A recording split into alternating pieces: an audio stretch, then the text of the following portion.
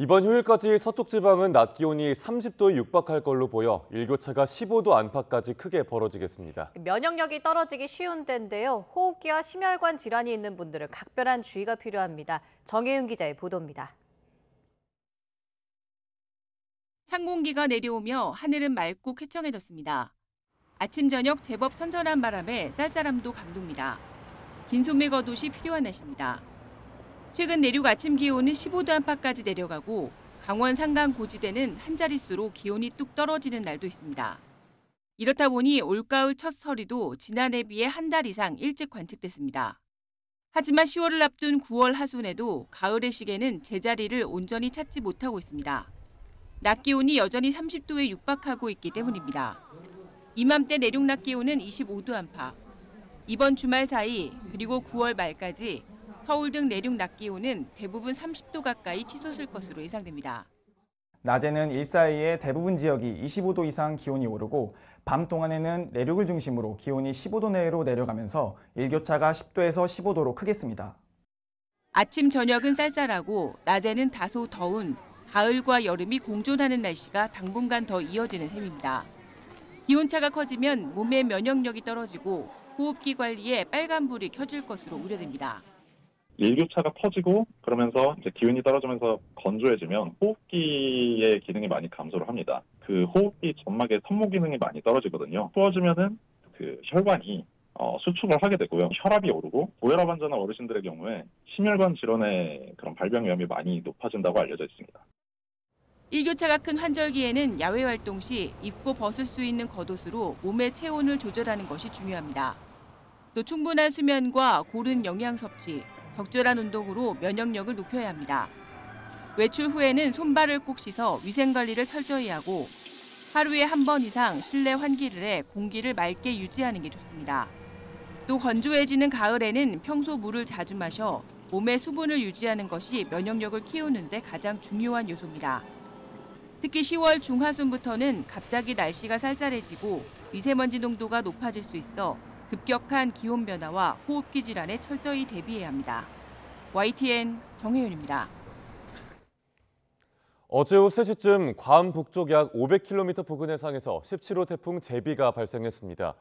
기상청은 17호 태풍은 일본 남쪽을 향할 걸로 보여 한반도에 직접 영향은 없겠지만 이후 발생할 18호 태풍을 예의주시하고 있다고 밝혔습니다.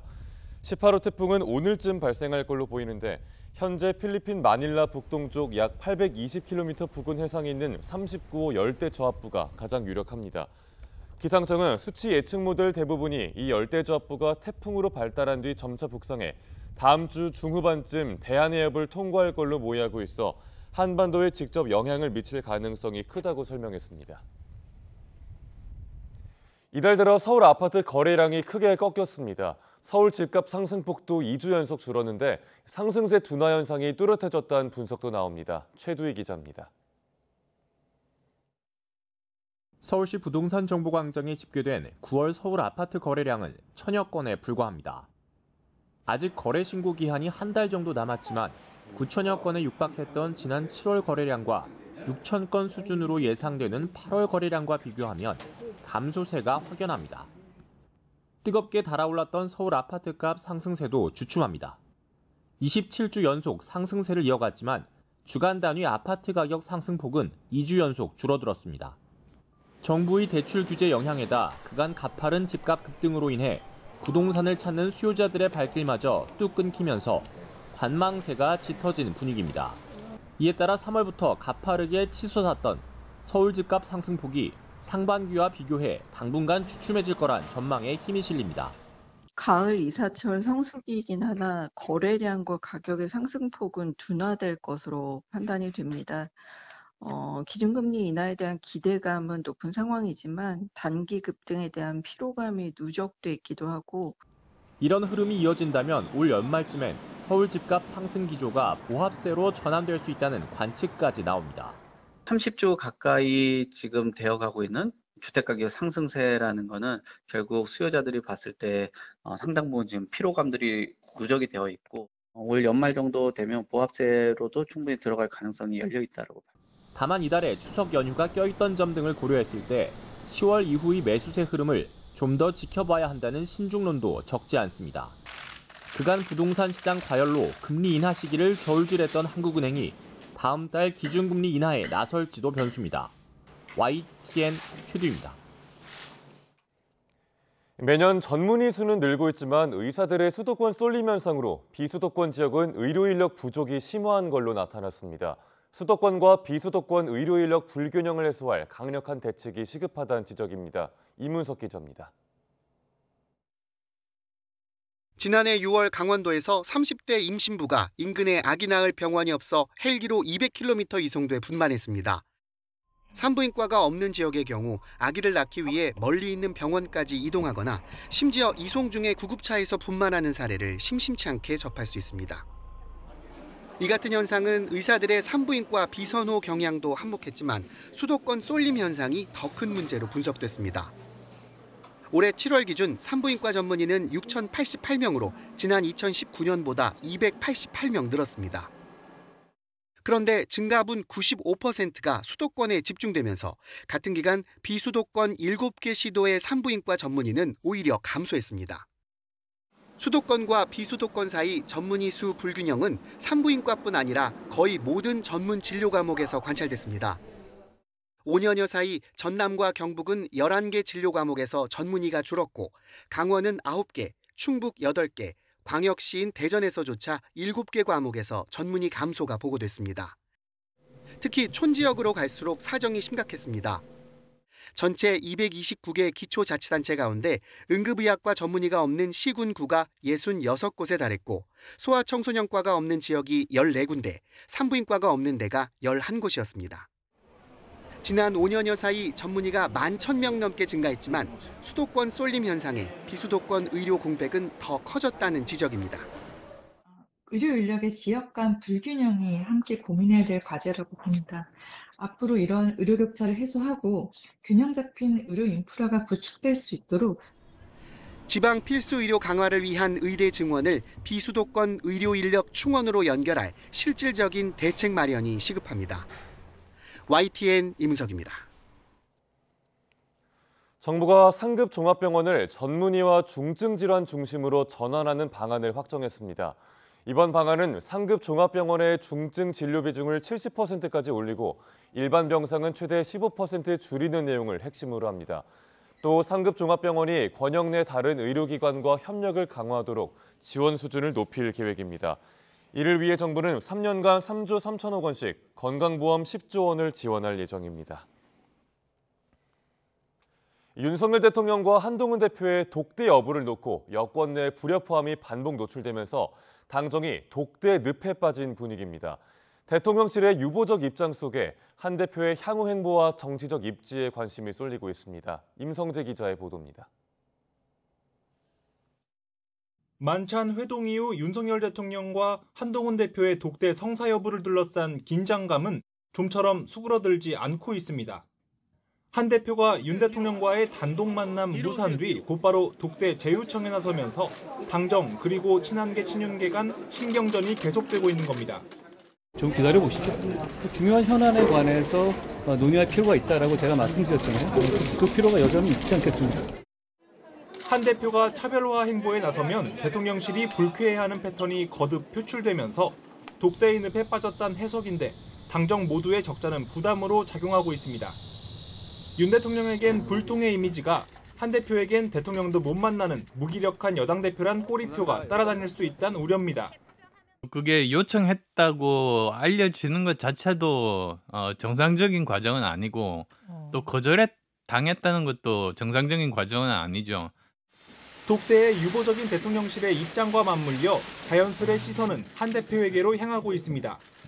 일각에선 적절한 시간 안에 독대가 이뤄지지 않는다면 한 대표가 독대 거절을 당정관계 재정립의 명분으로 활용할 수 있다는 관측이 나옵니다.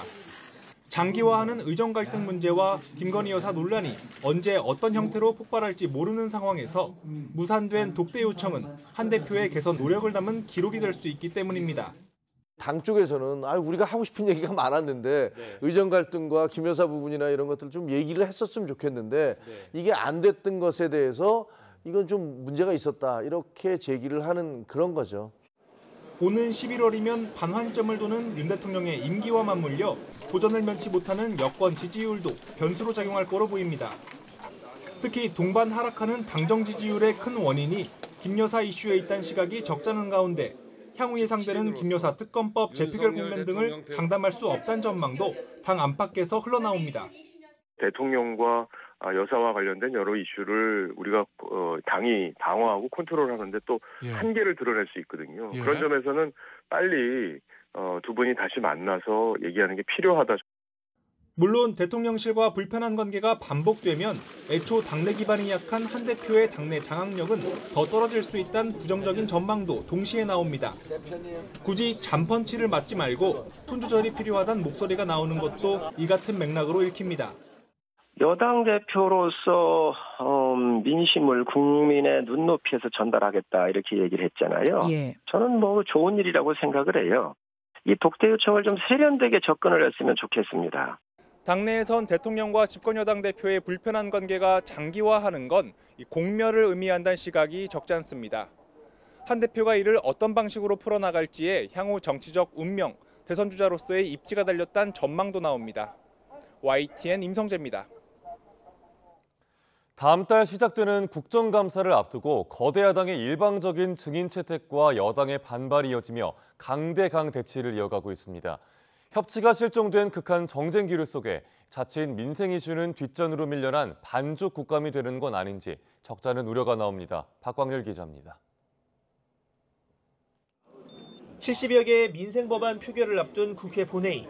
여야가 각각 한 명씩 추천한 인권위원 선출한 투표 결과가 공개되며 소란이 시작됐습니다. 먼저 투표한 민주당목 후보자는 통과, 반면 여당 추천자는 부결됐기 때문입니다. 자, 조용히 하시죠. 조용히 하세요.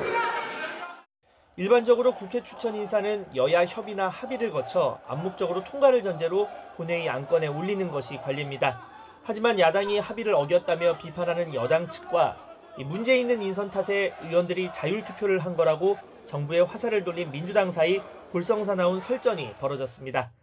사기 범죄가 점점 더 창궐해서 우려스러운 상황이라고 그러는데 국회 본회의장에서도 제가 사기를 당할 줄은 몰랐습니다.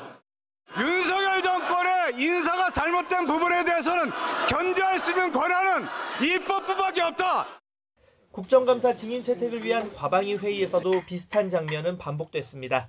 이것도 잡아주시면 어떡하십니까? 채택하신 증인 상당수가 채택되지 않았습니다. 간사님에게 맡긴 일이기 때문에 벌써 눈빛으로 지금 질책을 하고 계십니다. 여야 간사 간 협의를 거친 증인 참고인 잠정 합의안이 결국 깨지자 여당은 집단 퇴장으로 대응했고 맞춘 이 균형을 이렇게 무너뜨리고 일방적으로 또 표결을 한다면은 그럼 뭐하려고 그렇게 길게 정인 협의를 합니까? 야당은 국정감사 취지를 살리려면 수정이 불가피한 데다 여당이 먼저 합의 내용에 이견을 보였다며 표결 강행으로 맞섰습니다. 저부터가 양보가 안 됩니다. 표결 결과 찬성 13인, 기권 1인으로 국정감사 증인 참고인 출석 요구의 건은 가결되었음을 선포합니다. 법사위에선 민주당 단독으로 세 자릿수에 달하는 증인, 참고인 명단을 의결했습니다.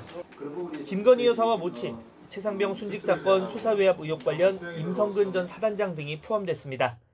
윤석열 정부가 국민께 아직 해소하지 못하고 있는 그런 부분들이 있다면 우리 국회가 국민을 대신해서 여당이 추진했던 문 전 대통령 딸 다혜 씨 등의 증인 채택은 받아들여지지 않았고 여당은 협의가 이뤄지지 않았다며 표결에 불참했습니다.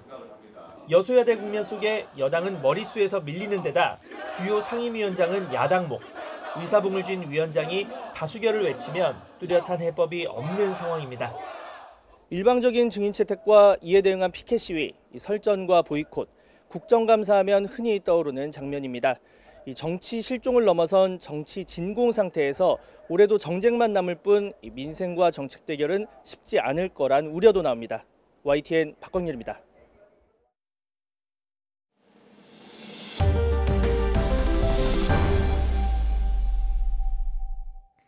공개 강연에 나선 민희진 전 어도어 대표가 하이브와의 분쟁에서 자신이 끝내 이길 것이라고 주장했습니다. 민 전 대표는 어제 현대카드 주최로 열린 강연에서 자신에게는 죄가 없다며 이같이 밝혔습니다. 이어 경영권 찬탈 주장은 사실이 아니고 자신은 물론 뉴진스 역시 회사를 나간다 한 적이 없다고 강조했습니다. 또 예술과 경영의 결합을 강조하며 어도어 대표직 복귀에 대한 의지를 드러냈고 프로듀싱 업무만 맡으라는 하이브 측의 제안은 업을 모르는 얘기라고도 비판했습니다. 민 전 대표는 뉴진스의 신곡 일부를 깜짝 공개한 뒤 현재 음반이 어떻게 될지는 모르는 상황이라면서 그룹 활동에 차질이 빚어질 수 있음을 우려하기도 했습니다.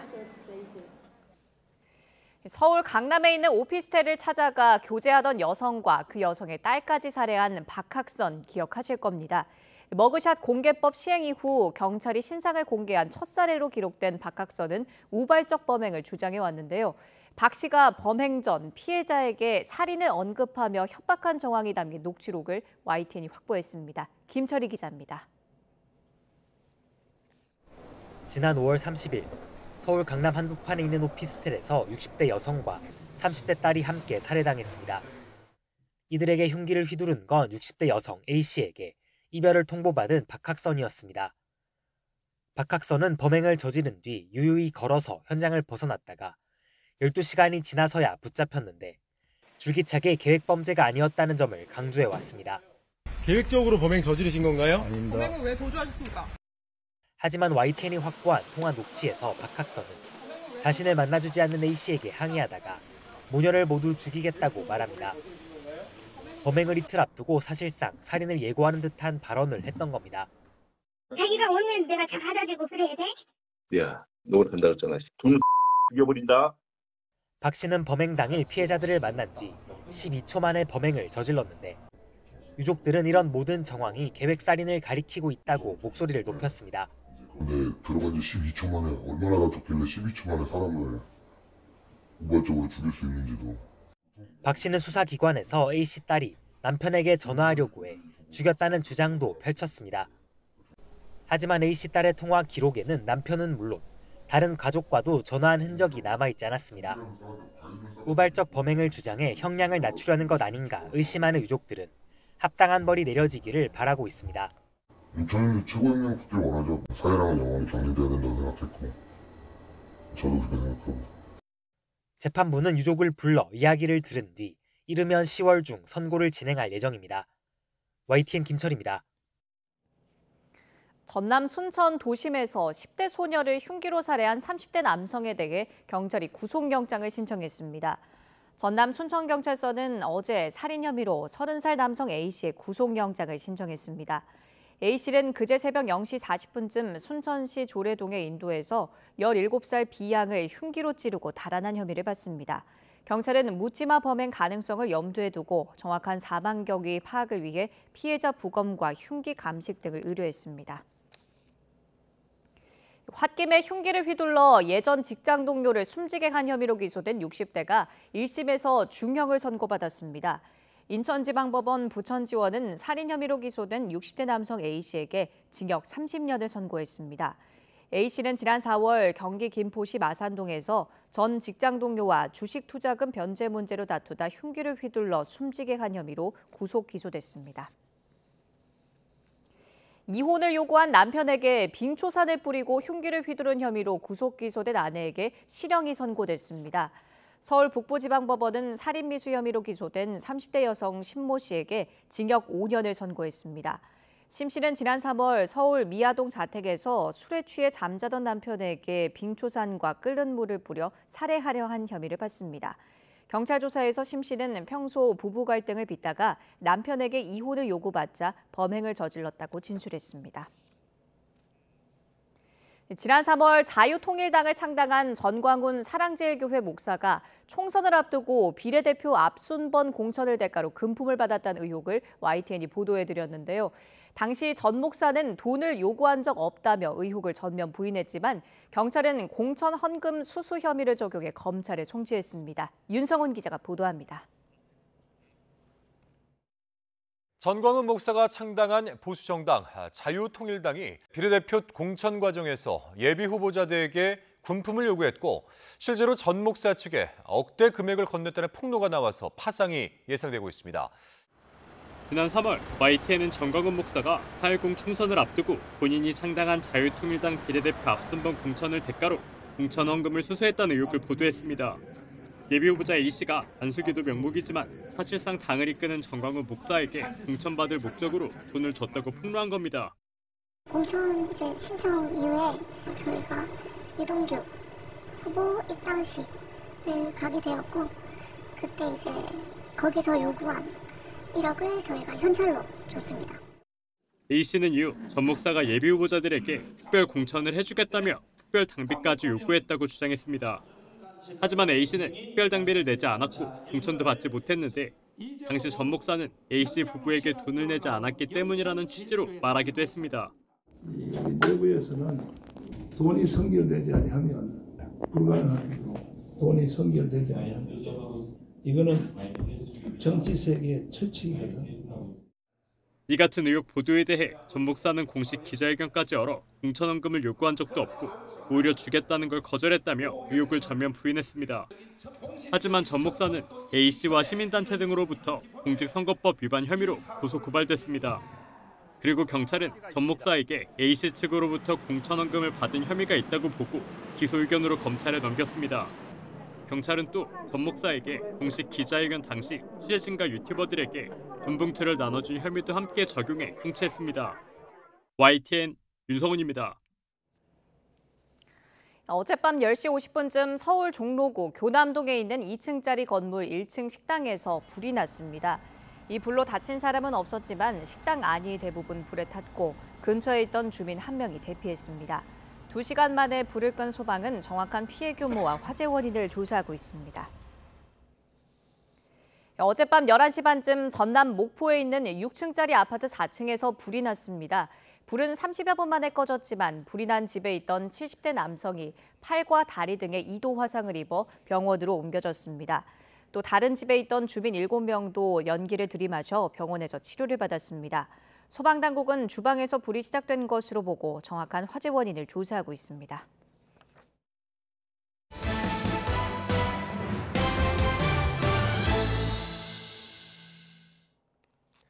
북한을 사실상의 핵 보유국이라고 언급한 라파엘 그로시 국제원자력기구 IAEA 사무총장의 인터뷰와 관련해 IAEA는 불법적인 북한 핵 프로그램 문제를 시급히 해결하자는 뜻이었다고 해명했습니다.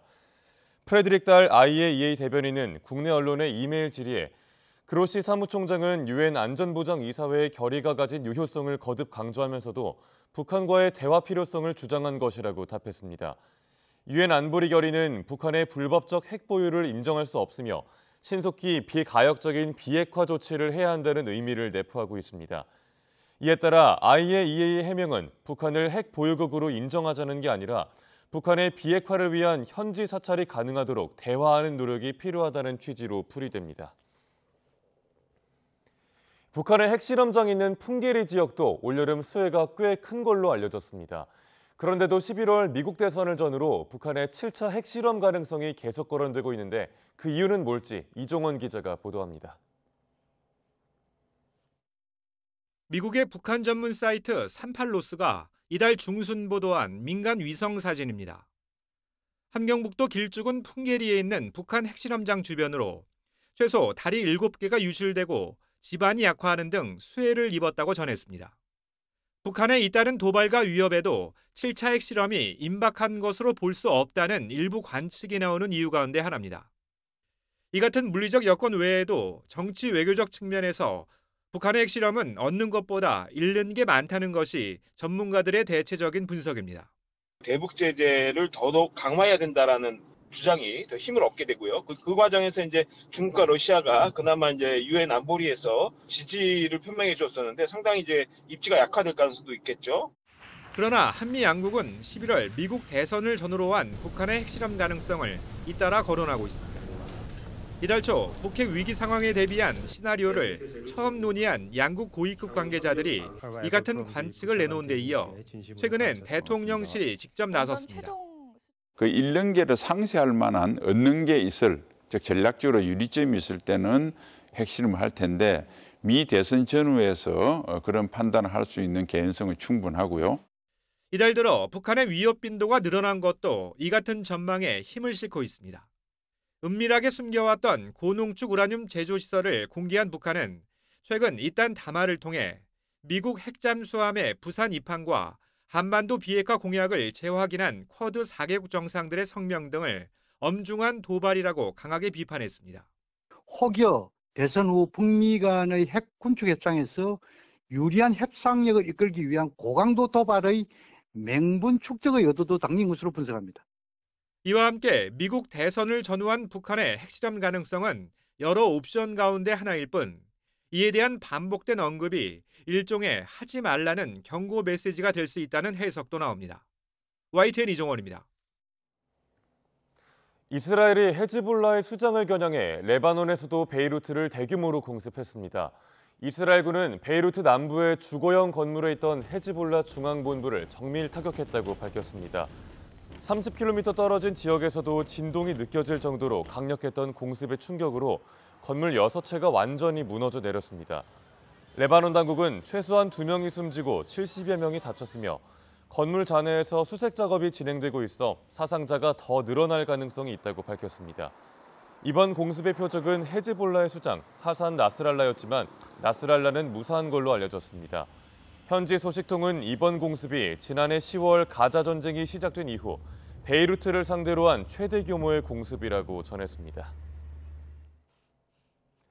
도널드 트럼프 전 미국 대통령이 뉴욕을 찾은 젤렌스키 우크라이나 대통령을 만나 자신이 대선에서 이기면 전쟁을 끝내겠다고 말했지만 구체적인 방법은 제시하지 않았습니다.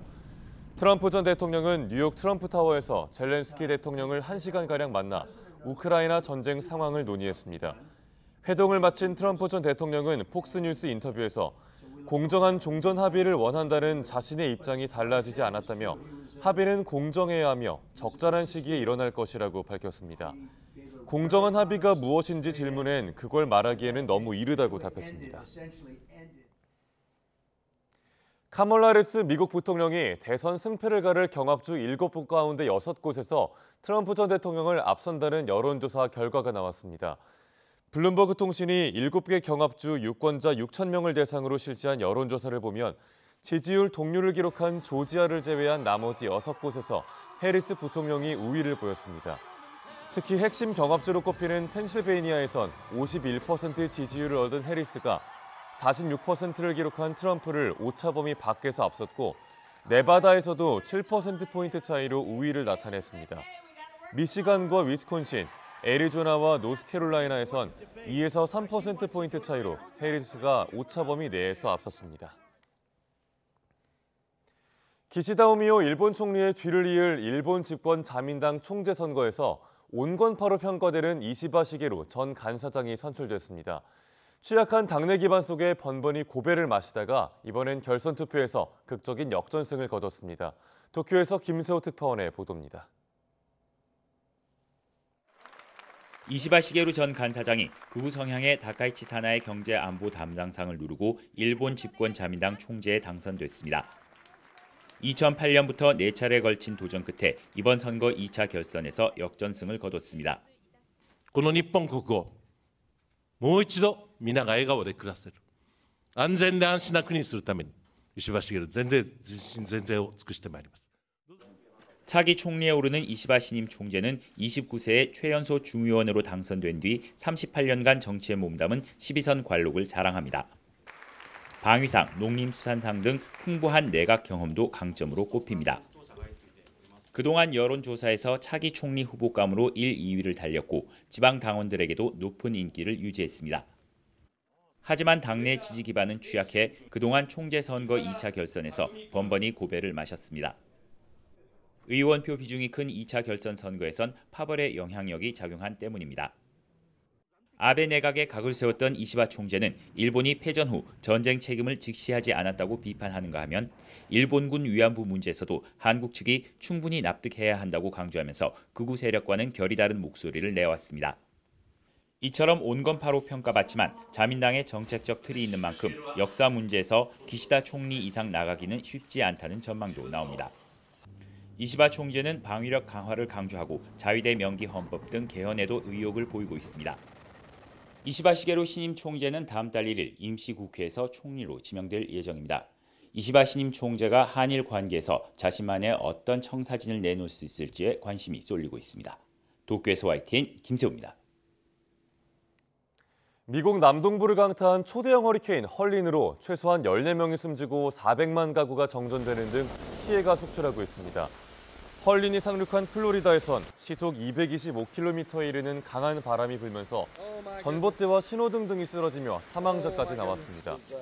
인구 밀도가 높은 템파 지역은 폭풍 해일의 영향으로 침수 피해가 발생했으며 노스캐롤라이나 애쉬빌 지역에선 산사태가 발생했고 강 주변 지역에는 강제 대피 명령이 내려졌습니다.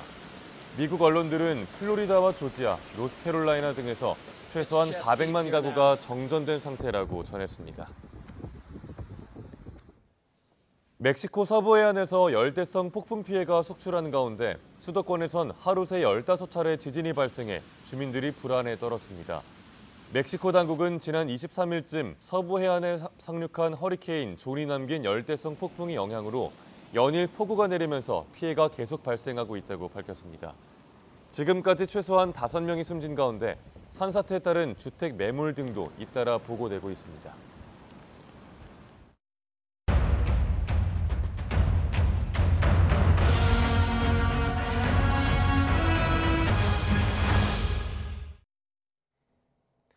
기후재난의 최전선을 살펴보는 지구의 맥박, 오늘은 북극해에 이어 남극 대륙으로 갑니다. 지구상 가장 추운 곳인 남극은 햇빛을 반사하고 해류를 움직이며 지구의 기후를 조정하는 냉동고입니다. 최근 지구 종말의 날 빙하라는 별명이 붙은 스웨이치 빙하가 급격히 녹고 열파 현상으로 기온이 40도 가까이 오르는 등 심각한 변화를 겪고 있습니다. 장하영 기자입니다. 육지에 둘러싸인 북극해와 정반대로 남극 대륙은 바다 한가운데 위치합니다. 여름과 겨울의 얼음 면적 차이가 북극보다 큽니다. 빙하 면적 그래프가 지난해 바닥을 쳤고 올해도 비슷한 궤적을 그리고 있습니다. 얼음 질량은 지난 22년 동안 극적으로 내리막길을 걸어 무려 2조 7,500억 톤, 올림픽 규격 수영장 12억 개 정도만큼 줄었습니다. 남극 곳곳에서 이전에 볼 수 없던 변화가 일어나고 있습니다. 얼음 손실은 서남 쪽에서 특히 극심했습니다. 남극 최후의 보루로 꼽히는 스웨이츠 빙하가 있는 곳인데 얼마나 빨리 녹는지 전 세계 해수면 상승의 8%를 이끄는 중입니다. 빙하가 해수면 아래 잠겨 있어 따뜻한 바닷물의 영향을 직접 받았는데 이런 속도라면 200년 안에 사라질 걸로 보입니다. Thwaites Glacier is huge. It's the size of the entire island of Britain or one of the U.S. states, such as Florida.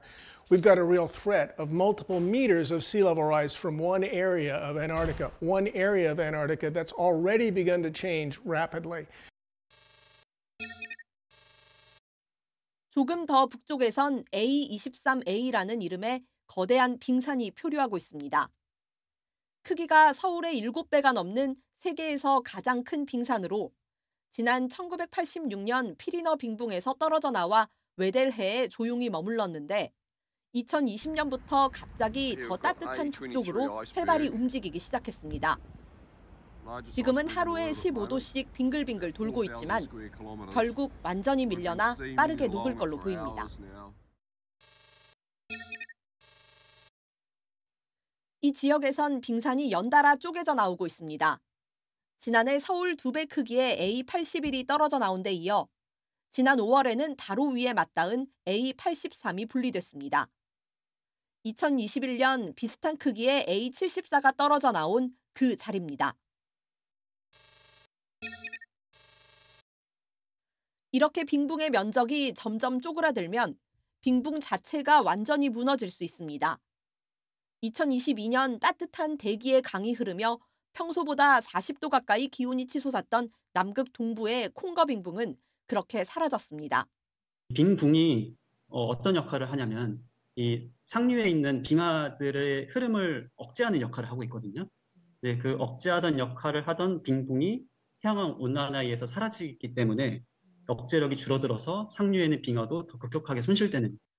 얼어붙은 남극 빙하는 지구 탄소의 20%를 흡수하고 지구 해수면을 58m까지 높일 수 있는 물을 얼음 상태로 껴안고 있습니다.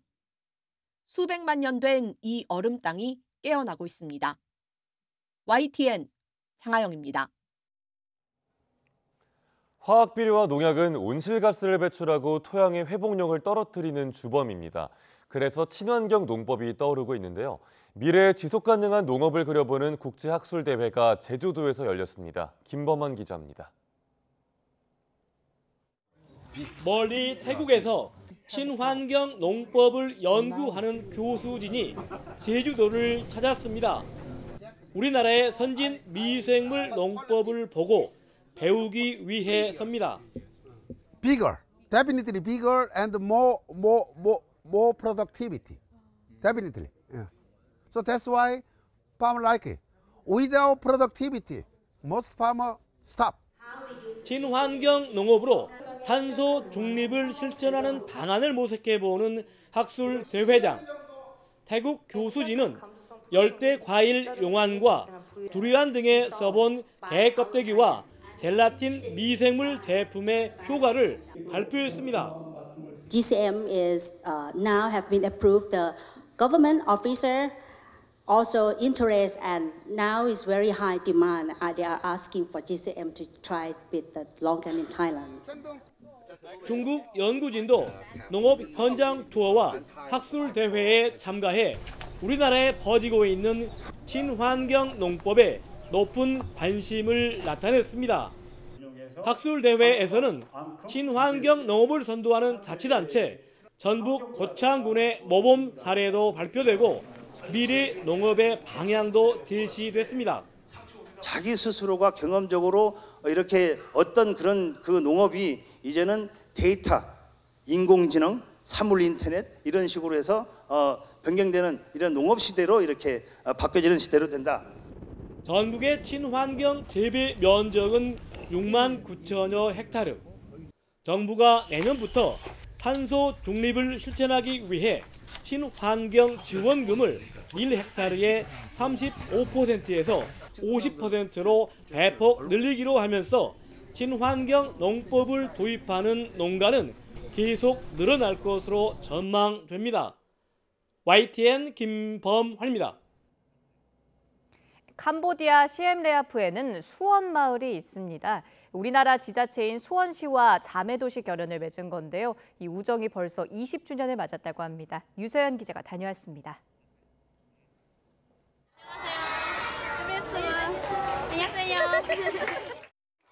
환하게 웃는 캄보디아 아이들. 모두 캄보디아 서북부 시엠레아프에 있는 수원마을 수원초등학교에 다니는 학생들입니다. 경기 수원시와 캄보디아 시엠레아프주가 첫 자매 결연을 맺은 것은 지난 2004년입니다. 수원화성과 앙코르와트, 세계 문화유산의 소재지라는 공통점에서 인연이 시작된 겁니다. 이후 양측의 교류가 이어졌고 수원시는 공적 개발 원조의 일환으로 빈민 지역이었던 프놈끄라운 마을을 지원하기로 했습니다. 민관이 협력해 주택, 공동 우물과 같은 기반 시설에 더해 초중 고등학교 등 교육 환경에 대한 지원도 아끼지 않았습니다. 3,070m 길이의 마을 중심 도로는 수원시 지원에 더해 마을 주민들이 십시일반 기부금을 모아 새로 포장한 두 도시의 우정과 수원마을 주민들의 자립 의지를 상징하는 길입니다. 마을은 점차 정비됐고 덕분에 아이들도 꿈을 키울 수 있었습니다.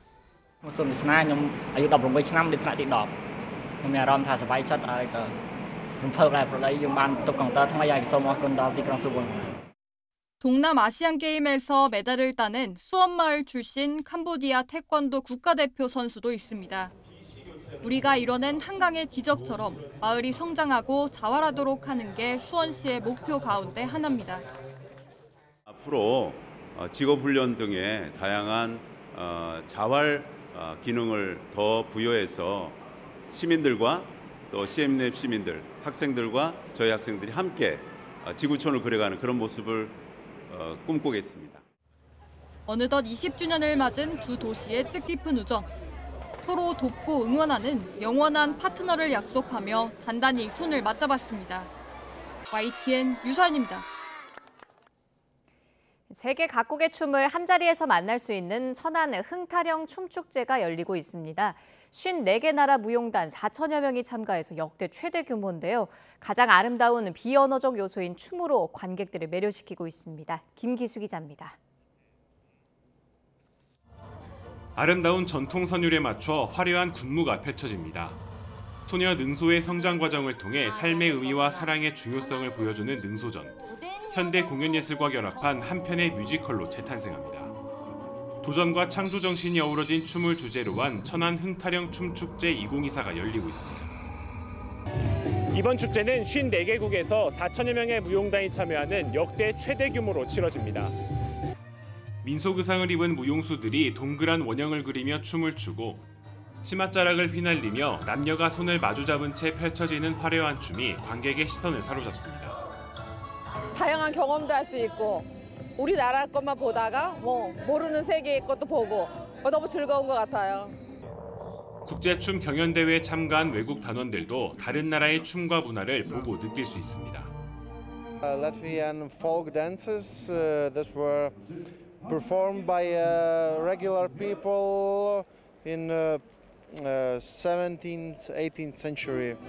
Used that opportunity to see like a very different culture and different place, like different environment. 실내가 아닌 실외에서 펼쳐지는 공연에 관객과 함께 호흡하며 무용수에게도 새로운 경험을 선사합니다. 우선 야외 무대라는 특정 장소에서 조금 더 관객들이랑 저랑 조금 더 가깝게 소통할 수 있었던 것 같았고요. 춤을 추면서 관객들의 뭔가 반응이나 조금 분위기를 조금 즉각적으로 받아들일 수 있어서 여기에 주민들이 직접 참여하는 공연과 다양한 먹거리, 체험 부스, 즐길 거리도 마련돼 방문객들의 발길이 이어졌습니다. 각국의 대표단이 이렇게 많이 모이셨는데 이것은 이 천안 지역의 관광 수요를 자극할 뿐만 아니라 여러 가지 측면에서 우리 천안시의 인지도를 전 세계에 알리는 계기도 되고 춤으로 세계를 잇는 천안 흥타령 춤축제는 천안 종합운동장 일원에서 만나볼 수 있습니다. YTN 김기수입니다.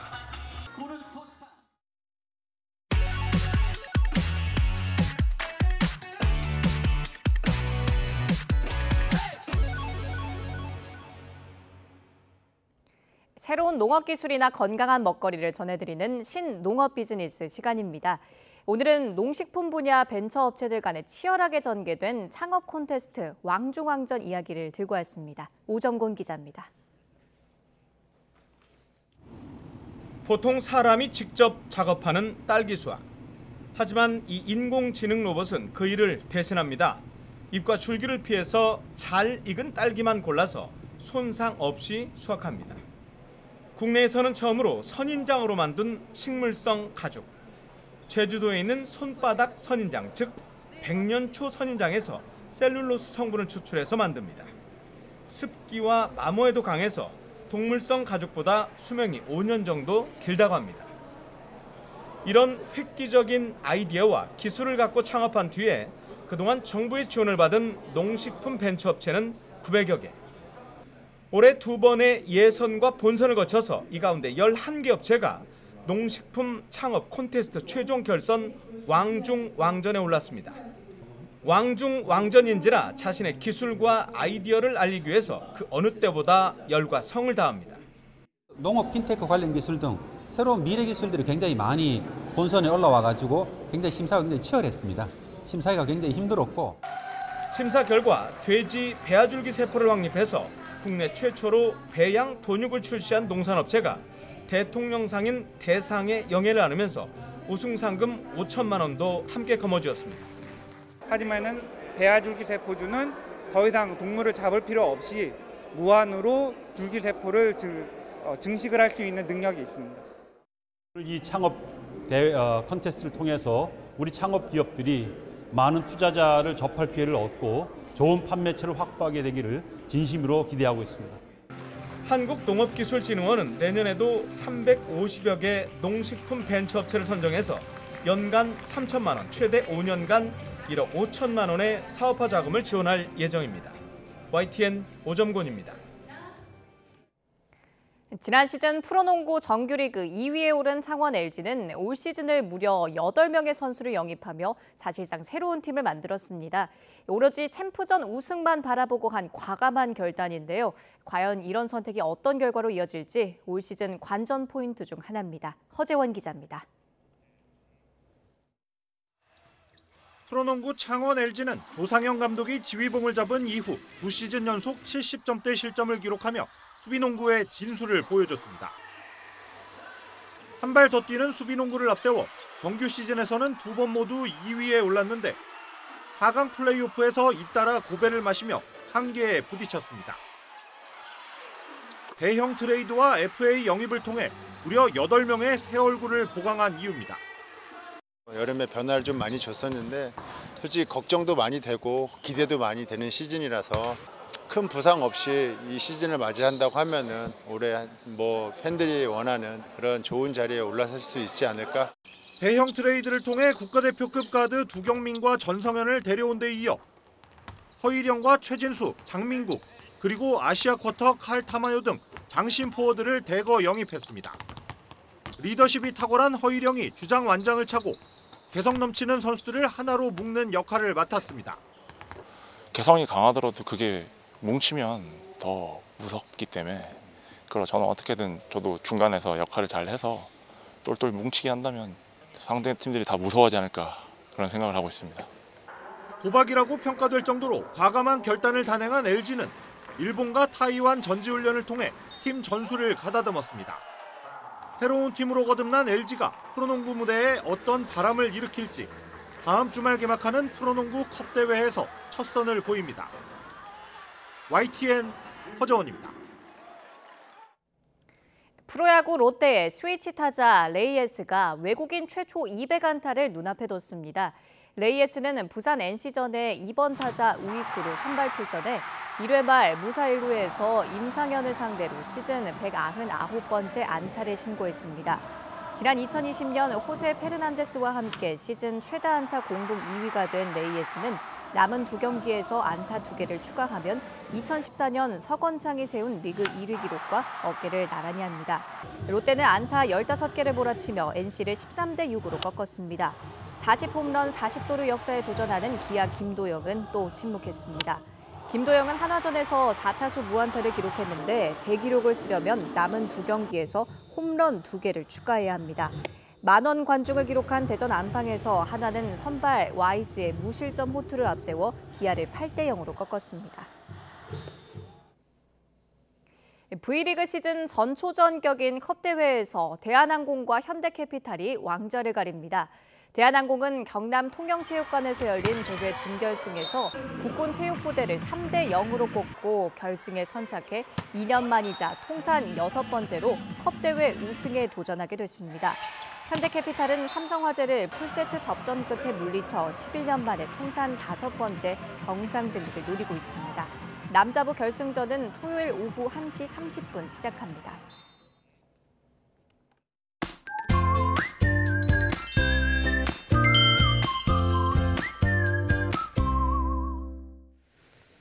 주말인 오늘도 서쪽은 늦더위가 이어집니다. 지금은 20도 선으로 선선하지만 한낮에는 서울이 29도, 광주가 30도까지 올라서 여름이고요.